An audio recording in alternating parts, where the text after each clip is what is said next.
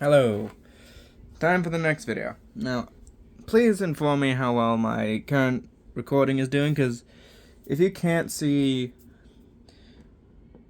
this word down here, please tell me, because I need to know.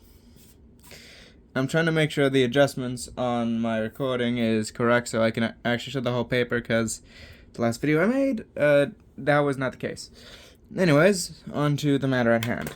Today, we shall discuss power. Now, there's a lot of ways people take power. There are also a lot of ways to have power. For example, let me just clean off my desk real quick. One can have power through politics. For example, a politician has a lot of power on the law. You could also have power through economics or finances. I don't think people would argue that a banker isn't powerful. And then, of course, there's pure physical power. This is what we tend to think of, especially when it comes to TV shows. So when someone's asking, well, how powerful is this person in this show? Usually they're referring to their physical prowess. There's a number of other things as well, including emotional power. How well someone's able to handle emotions and maintain itself. So, if, for example, someone is dealing with a stressful event, having power over emotions means they're more able to handle it and properly deal with the burden. As well as that, if they're better able to understand emotions and judge things accordingly, that is power as well. See, power comes from a lot of different things, but the thing it overwhelmingly ties into is this fact of, alright, can you influence the world around you? For example, someone who's physically powerful can move boulders, shape the world, and just generally change things. Financial power allows for someone to change how things are run. In particular, if you're, say, the main shareholder in a business, you're able to effectively steer how the business is going to go. Political power is also important, especially as states become more and more relevant. As states centralize power, not contralize. As they centralize power, having the ability to be the person who says yes or no to any one thing is incredibly useful and allows for a lot of changes. Similarly, when it comes to tense situations, having the emotional maturity to be able to control your emotions and navigate the emotions of others is incredibly influential. See, power ties with influence. Now, they're not exact. Influence is generally a lot softer. It's more pushing and prodding rather than twisting your arm to force it. But they are still very heavily intertwined. You cannot have power and influence be on their own. They are inherently tied to each other. But with that comes a number of things. Now, a lot of people talk about power, and they usually have a few ways of looking at it. The main one that we hear in a lot of ways is the more liberal belief system, that is, power corrupts. There's this idea that when given power, people become worse. In particular, you see it with money. Money makes people do stupid things, certainly. But the idea is, under this viewpoint, that because people have more power, they become worse as people. For example, a person gets exposed to money and they start being even worse of a person than usual. Simultaneously, there is another opposite end, which is usually held by conservatives, but can be held by a number of other people, which is power enables. It does not corrupt in this view, but rather shows what's truly down there. So, for example, you could give $1 million to a person, and you would see what that person's truly like. Same thing with physical power. If you gave a person the ability to fight any person on this earth, the idea behind this is that instead of becoming basically a battle-hungry freak, they will instead act as they would have had they had this power in the past. Essentially, they will behave exactly under the same pretenses as before, just now they have the power to see their visions through. A person who's spiteful and hates everyone may, when they're weak, try to maneuver around things, not try to stir the pot.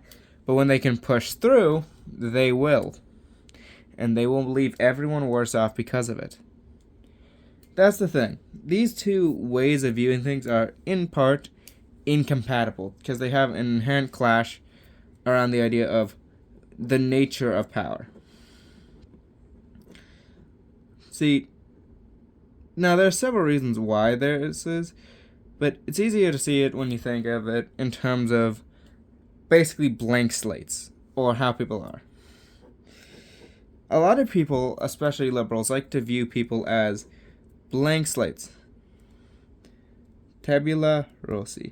I'm probably horribly misspelling this, but it should do. Now, I don't know what filled tablet is, but a lot of people who are more conservative and less following of liberal concepts tend to hold to the belief that people's tablets, so to speak, are already filled.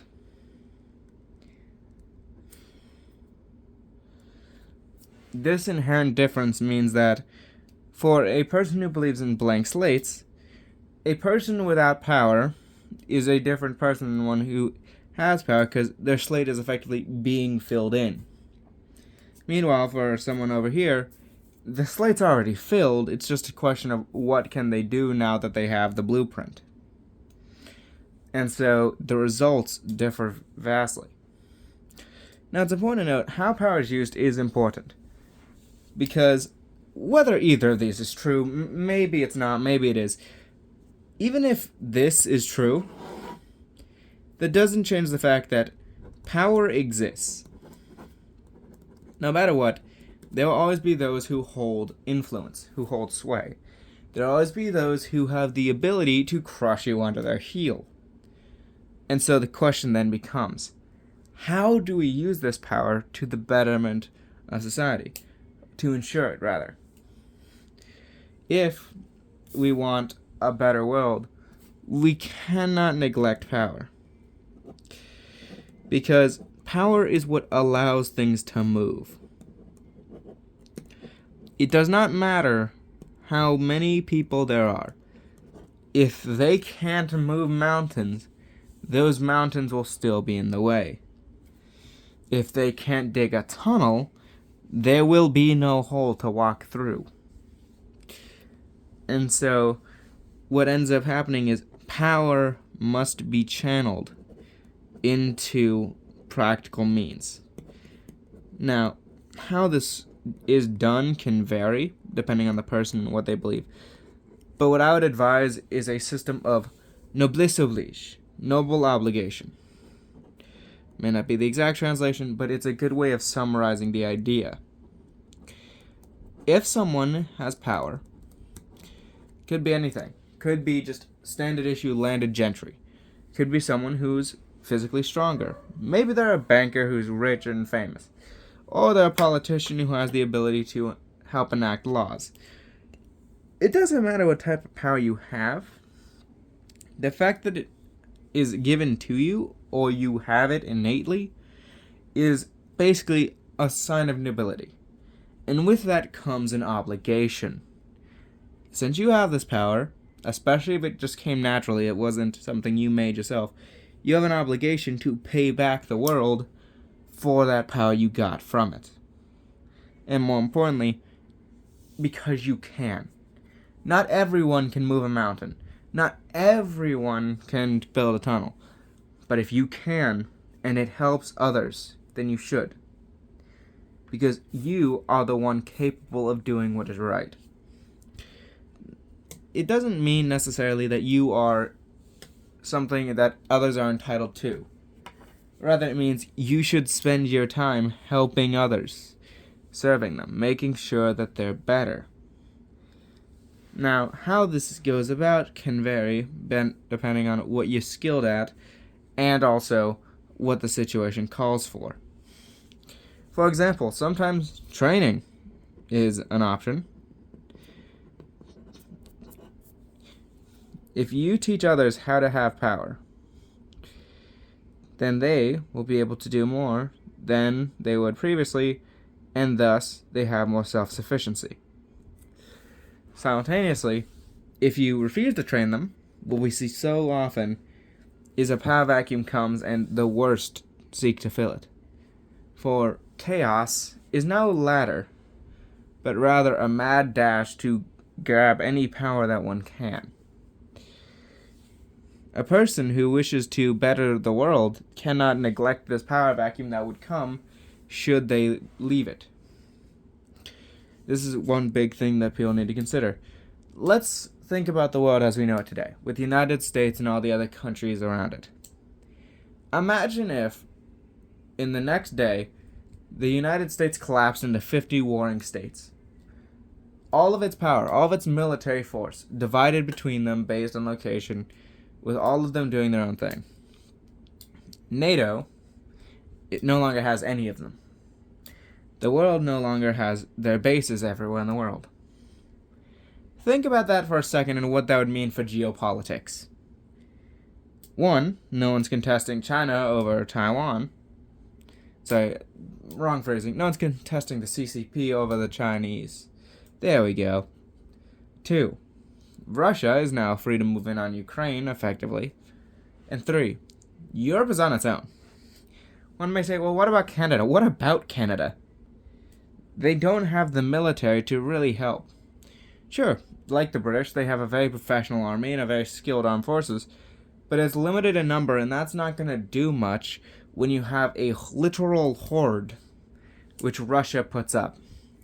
Great, you killed 1 million Russians. Congratulations. Putin has 100 million more. Now, maybe he will only draft 20 million of them at max, if he's desperate. But 20 million is still a lot of people. And it's not something you should just scoff at, especially when you're only going to draft a few million. See, the fact is, when there's power, and someone holding that power, the absence of it that comes from someone's death, or say a transference, is immensely important because that's a power vacuum. Sure, depending on how things go, the transition can be peaceful and effective. For example, as the British Empire was falling, the United States picked up its mantle, often allying with former British colonies to prevent the spread of communism. As a result, the United States basically just took the crown from the British Empire. It said, alright, Dad, your service is done. It's now our turn to lead the world. Because, well, that's what they did. Other times, it's like the fall of Rome, with everyone grasping and trying to seize what territory they can. And so you have those who hold true to the originals, say the Byzantines, or the Eastern Romans as they would be more accurately called. And you have the Germanic tribes like the Franks and the Lombards and everyone else fighting amongst each other to try to claim the remnants of the old powers. From individual perspectives, the way this matters is when it comes to families. For example, let's say, hypothetically, Trump dies. Now, Vance would naturally fill a spot as the president, but think about that, what that means for the Trump Corporation, and also all the affiliates associated with him and his company. His children have to fill a role. Those members of the board now have to deal with new people. And all the contacts that worked with Trump rather than his family now have to either find out, do they want to work with Vance? Do they want to work with Musk? Do they want to work with Trump's kids? Everything has to be reorganized because Trump has a lot of political power. He also has a lot of finances to back that up. As a result, he holds a lot of sway. And so when that vacuum is created, you have the option of either re-coordinating everything quickly so that it's filled without a major upset, or you can pull a thing from Latin America and say, alright, I like breaks loose. Who was ready for a civil war? And I think we can all agree the Latin American option isn't the best, so let's avoid the latter. And this is a really important thing. People often look at power and just think, okay, that's useful, or okay, that's something that corrupts, so we should limit how much people have of it. Now, I don't believe in the power corrupts thing. Power enables. It just flatly does from what I have seen. If power corrupted, then our teachers would all be pieces of garbage, because they have a lot of power over ourselves. A lot of kids look up to their teachers. giving them a lot of power, influence, and sway. So if power corrupts, well, they're worse for being teachers. Now, it may not be much worse, but it's still there, and it's not exactly a pleasant thing. But I've not observed such a thing, nor am I pretty sure most of you have. Rather, what we see is power enables our worst habits. And, coming with that, when there is a scramble for power, guess who's more likely to come out on top if nothing is controlled for? The ruthless, the bloodthirsty. Those who have not an inkling of care for how things get done so long as it happens. Do you think a psychopath is really going to care how many people are left crying and families ruined in order to get their power? No, they aren't. They flatly cannot care. Now, they can pretend. As a matter of fact, a lot of them are actually really good at pretending. But they do not really care. Nor do they have any reason to care. They can't feel emotion, nor should they care about the emotions of this field. After all, it's their goals that matter. Same with a narcissist. Do you think they honestly care what us peasants think? No, they don't. They're more focused on what matters for them. And so, when you're dealing with power, and especially planning for how it transitions, you must always consider the fact that you can't just let things go roughshod, or, let's say it's inevitable that it will, you gotta have a plan to make sure that those who will use their power for the worst results don't get it. I do not care how immoral it may sound. If you need to put a bullet in someone's head to make sure they don't murder someone, that's what you should do. Fundamentally, when it comes to power and how it transitions and flows, it is always going to be a matter of the situation at hand. But you cannot deny the fact that so long as there is power, there will be those who will wish to use it for bad and good. And making sure that the power falls in the hands of those who wish to do good is of paramount importance. Because again, we can't neglect power. If you try to go about your life pretending like there aren't differences in how much someone has sway, you're just going to end up nowhere, because guess what? You're going to end up working under the wrong assumptions. You can't make a proper calculation without acknowledging that variables have different weights. If x equals 2 and y equals 6, then we can't pretend like x and y are the same. Because they aren't. X and y are unequal. Y equals 3x. And that means another thing. Power is not just something that can be interchanged. The sheer... Sorry. I'm going to collect myself real quick. When it comes to power, you can't just interchange it because the sheer weight of certain groups and their influence and power is not something that can just be replicated through some random process. The power of a collective populist movement is not just going to be, something you can just create on a whim. It's not something that can be astroturfed. Rather, you're going to see it rise, and either you get on board with the wave, or you hope to whatever gods exist that it doesn't crash over you. See, power is dynamic. It ebbs and flows based on situations and scenarios, while simultaneously... Excuse me. While simultaneously holding different weight and being derived from different situations and methods. So when it comes down to it, no matter how you think about this, you cannot just treat power as if it's just another thing. It must be acknowledged for what it is. The literal ability to shift how things go. Without power, you can do nothing. And it's not just something interchangeable either that you can just gain for a few weeks and then put down. It's a commitment and an obligation. And more than that, it's something that should not be treated lightly. Heavy is the head that wears the crown, yes. But heavy is every head that has power. Not to the same degree. Not even through the same methods. But so long as that power is there, duty comes first. And for whatever you believe is the most important immediate thing. Yourself, your family, maybe a country. You cannot deny that so long as you have power, you have a duty to protect that which is dear.